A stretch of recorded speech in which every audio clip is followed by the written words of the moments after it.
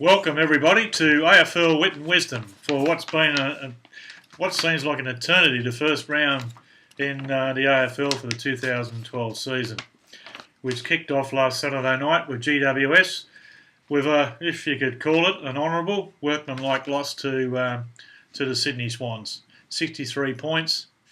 Unfortunately today, ex-West Coast Eagles champion, on-baller, Brownlow medalist, and Richmond player, fallen star Ben Cousins, who came back and we had a couple of reasonable years with Richmond, put a lot back into the club and drew some high membership figures, but unfortunately today he's succumbed to the drugs. He's been caught in possession. I think he's been released on bail so long as he remains in Esperance in Western Australia.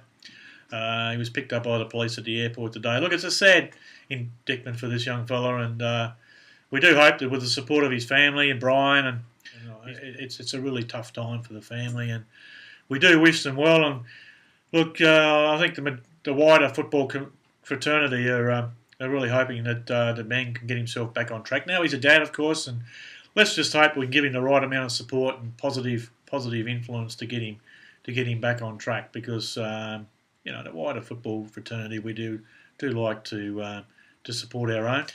Wednesday night, game 2, which is normally the first game of the year, is Carlton and Richmond. Richmond have waited many years to break their duck against Carlton, and I think tomorrow night's their chance. Carlton are on their knees, haven't won a practice match, and in fact they've been hit horribly with injuries. Friday night, Hawthorn get their opportunity to have some revenge against the Mighty Pies, and with 10 first-pick players out of the first 22 players out of Collingwood's side, they've got a golden opportunity. But with the signing of Pendlebury and a little bit of good feeling around the club, I just think that the Pies might still cause an upset. Then we go to Saturday. What have we got? We've got two upsets for those punters amongst you. I believe that Fremantle can upset Geelong over in the West. And then I'm moving on to Sunday. I believe that Port Adelaide can also upset the Saints in the final game of the round. Other games, other winners: Bombers against the Kangaroos. The Crows should be too strong for the Suns. And Dogs and the Eagles, nice tight game, but I do believe the Eagles will be far too strong.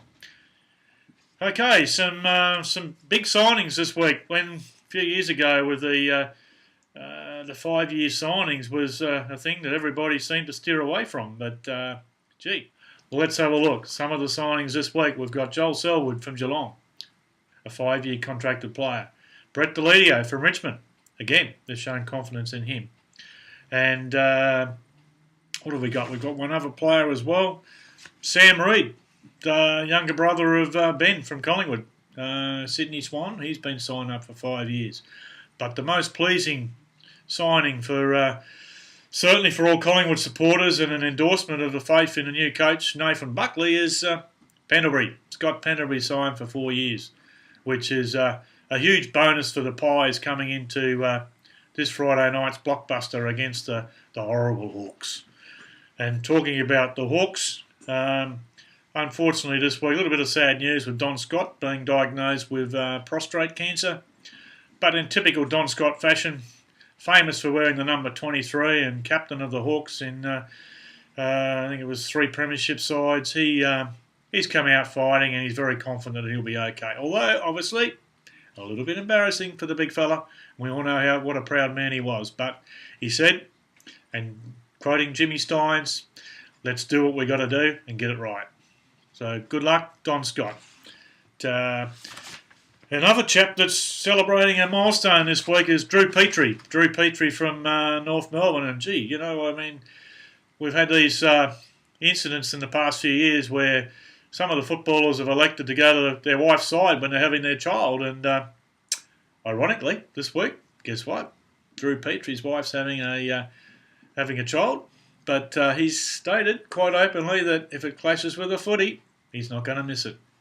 So, Drew, that's a little bit controversial, but obviously you're very committed to the North Melbourne focus for this year, and that's great to see.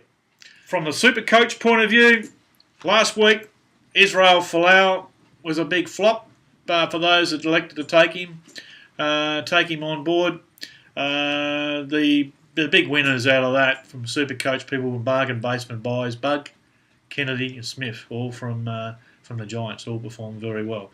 Tip this week, Carly Smith from the Bulldogs, with Ryan Griffin with his fractured finger, looks like being an inclusion at $116,600.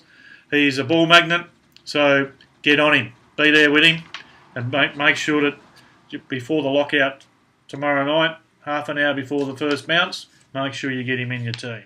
Okay, so one game down. Looks like a very interesting round this weekend, and there's a lot of anticipation. Everybody's been scrutinising their opposition right throughout the pre-season, and there's going to be some cracking games.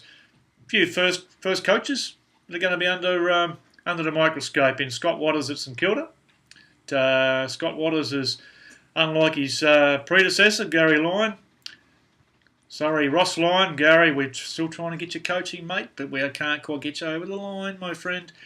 But Ross Lyon has gone off to Fremantle, and he'll be under the microscope there, having a different list to work with, an underperforming list the last couple of years, and horribly hit by injuries. And then, of course, we've got Mark Neal with the Demons. And, gee, what a week with the funeral of Jimmy on Monday. All the players flanked with their blazers that were ironically presented by Jim. That was a pleasant sight to see. And if there's any steel or in the backbone of all these Melbourne players, I'm sure that they'll deliver Mark Neal his first win for the season. And good luck to the D's. And let's hope that they can help to sort of have a win in the honour of Jimmy Steins. Nathan Buckley, of course, is first-year coach, taking over from the mighty Mick Malthouse. Eddie Maguire's already put the acid on him and said that nothing short of a premiership will suit. Well, gee, you don't need much more pressure than that when you haven't actually coached a game. But I do believe the boys want to play for him. I do believe that Penderbury's signing is an endorsement of that today. Signing for 4 years, which is huge. And obviously Eddie will be very, very happy, and no doubt him and Sheedy will be back on talking terms. Or maybe not. Travis Clark is still one fish that the Giants would love to snare. A giant marlin at that. The big fella is the biggest man in the league and is certainly a potent forward. Ladies and gentlemen, folks, those out there that have watched in this week, thanks very much. Enjoy your round. Hope your team wins. And go Pies! Yes!